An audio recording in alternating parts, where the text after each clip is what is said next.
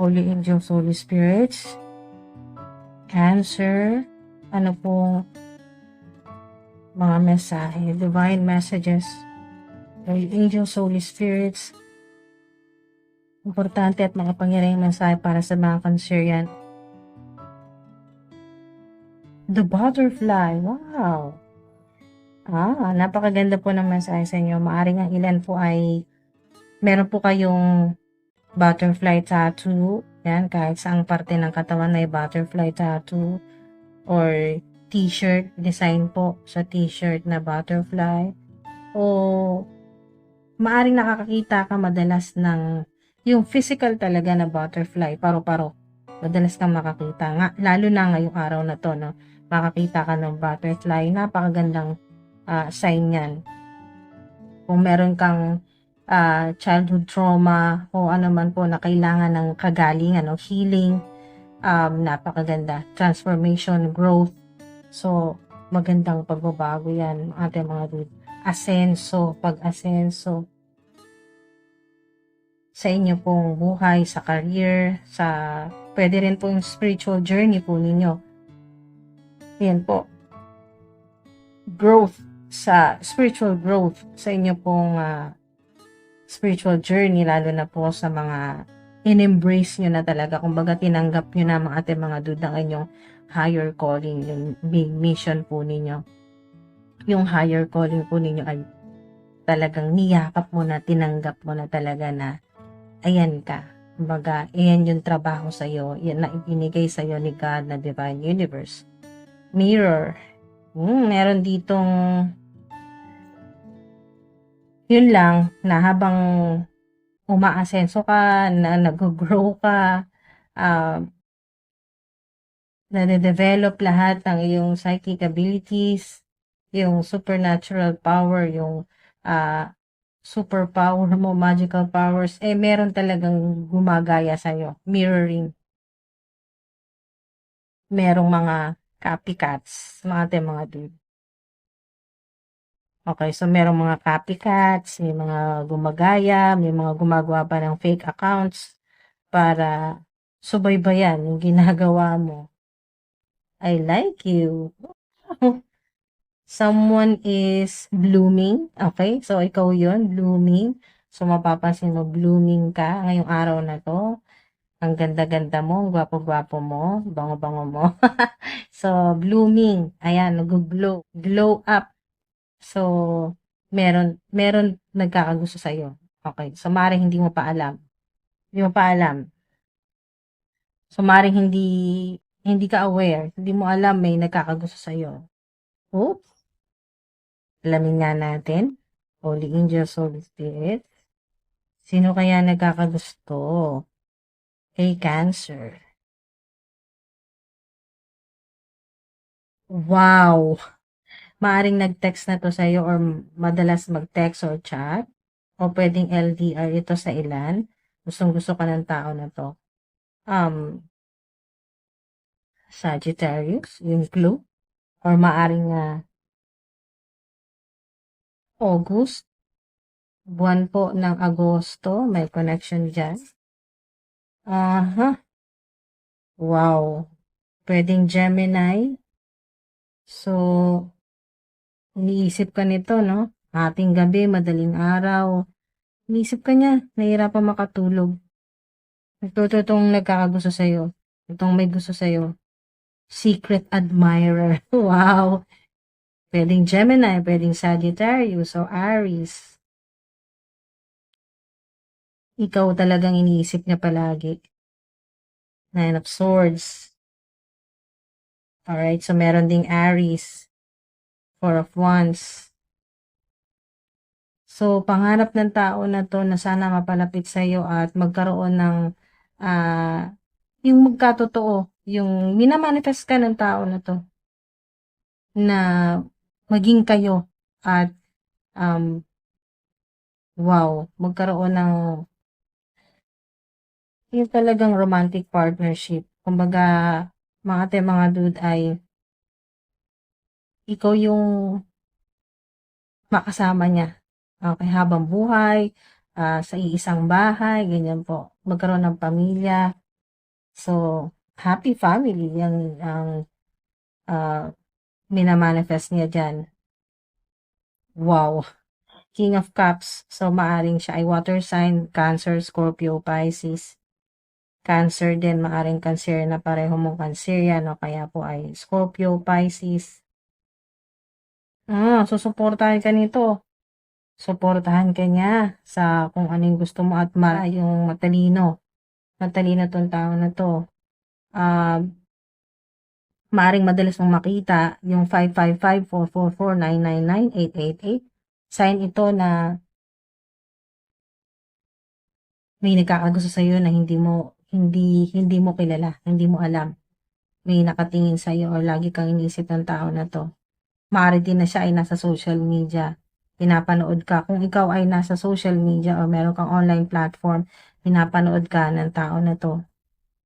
Sinusuportahan ka niya sa creative projects mo. Wow. Uy, hala siya. Cancer? Pwedeng Cancerian din siya or ikaw ito, confirmation na ikaw ito, no? Cancer. May attraction talaga. Hala, gusto kong pakasalan ng tao na to or gusto kanyang talagang maging romantic partner. Hindi naman siya ganun nagmamadali. Okay? Pero uulanin ka niya sa pag nagkaroon siya ng pagkakataon, uulanin ka ng mga messages, no? Tawag, laging tatawag, laging magte-text sa'yo yan. Pisces din dito, may nakikita ko rin na Pisces o may connection sa initial na B or J. B or J. High Priestess or High Priest? 2. 2, 2, 4. Dinodoble lang niya, oh. Itong 4. Oh, Queen of Wands. Fire sign. Meron ding fire sign dito. Aries, Sagittarius, Leo. May Queen of Wands. So, nakita ko dito ay maaring kung ikaw ay babae, kung feminine o female ka, ano man yung edad mo, ay merong merong merong karibal. Kumbaga merong magiging third party. Merong haharang sa inyo pong twin flame, no? Sa inyo pong ito 'yon. Commitment po ninyo or soul connection. May gustong humarang at napakalakas ng intuition at matapang. Okay, matapang. At determinado talaga. Okay, so male or female ito? Kung babae ka, babae itong haharang sa pagmamahalan ninyo. Or kung lalaki ka naman, gawin mo tong lalaki. I-adjust mo yung gender. So, gawin mong King of Wands naman.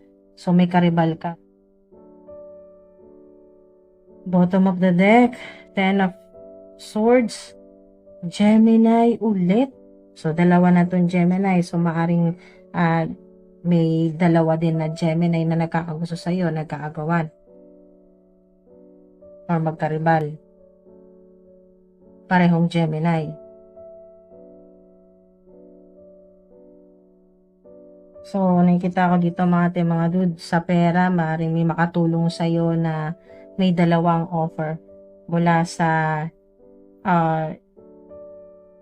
father figure, meron ding mother figure. So, meron may edad na babae, may edad na lalaki, makakatulong po.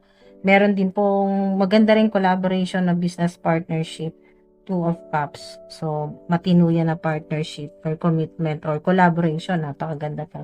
Wow. Four of Wands ay success. So, nakikita ko dito kung ang ilan po sa inyo ay sobrang stress. Okay, so ito yun, no? Marami kayong naging problema sa pera. Yun talagang, ayan po, oh, yung hirap ka na. Yung naiiyak ka na talaga sa gabi or sa madaling araw, sa hating gabi, naiiyak ka na talaga na sobrang laki ng problema sa pera o sa trabaho. Yan po, oh. Yung parang ang ilan po sa inyo ay naiisip nyo na maaring hindi talaga ito yung energy mo, pero ito yung ginagawa nitong copycats o yung mga naiinggit po sa inyo, mga enemies, haters po ninyo. Ito po yung mind tricks o ito po yung ginagawa sa isip po ninyo, no? Namanipula yung isip po ninyo para isipin mo na mamatay ka na lang sana, huwag ka nang magising dahil ang dami rin naman problema pag gising mo. So, napakaraming problema na parang hindi mo na kayang solusyonan. So, sa ilan, ginagawan kayo ng black magic o evil spell na tinutusok-tusok po kayo ng yung mga karayo, mga ganyan po, no? Or sa ilan naman po ay dito po sa physical realm ay laging masakit yung likod, yung katawan po ninyo. Maaring ilan ay may mag-undergo ng surgery, yan po. O ito po yung masakit sa katawan po ninyo, no? Yung balikat, yung likod, yung balakang, nahihirapan po ang ilan po sa inyo, yung sa kalusugan naman po yan. O ang ilan naman po nakita ko dito, ay hirap na hirap kang makatulog ng maayos. Yung bang kailangan mo talagang ligado ka talagang gumising ng madaling araw o mula 1:00 hanggang 4:00 or 5:00 gising ka. Hindi ka makatulog. Maaaring may kailangan kang mga ayusin, asikasuhin ng mga ganong oras. O yun nga, busy talaga yung isip mo kaya hirap makatulog ng maayos sa gabi. So yun po, maaring paalala din po ito na ingatan nyo po yung inyo pong sarili, yung kalusugan po ninyo. Bumawi ka ng tulog kung wala talagang pagkakataong makatulog ng maayos sa gabi. Bumawi ka ng tulog sa umaga, sa ilan. So, maaari din po na meron kang ancestor na tumutulong sa'yo na shaman or healer.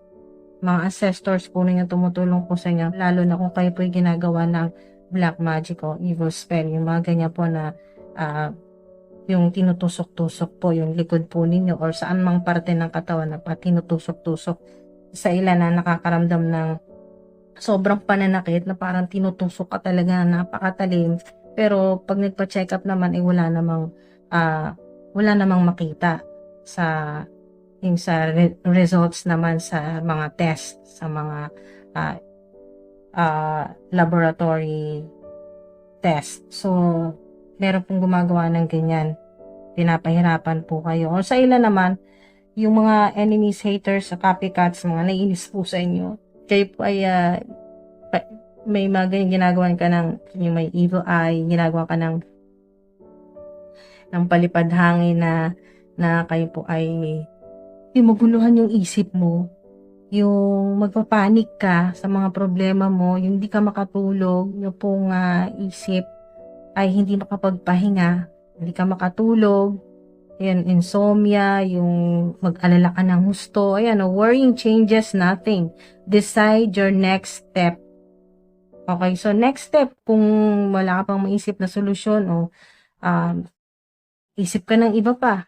Okay, so ipagpaliban mo muna. So, yung iba namang problema muna, tingnan mo kung merong pwedeng maging solusyon.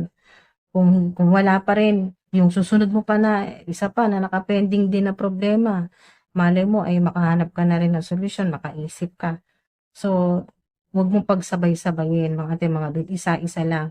Pero nakikita ko dito kasi 9, tapos 10. So, ibig sabihin ay malapit na matatapos, makakagraduate ka na sa kung ano man itong sobrang bigat na pinoproblema mo or sa kalusugan,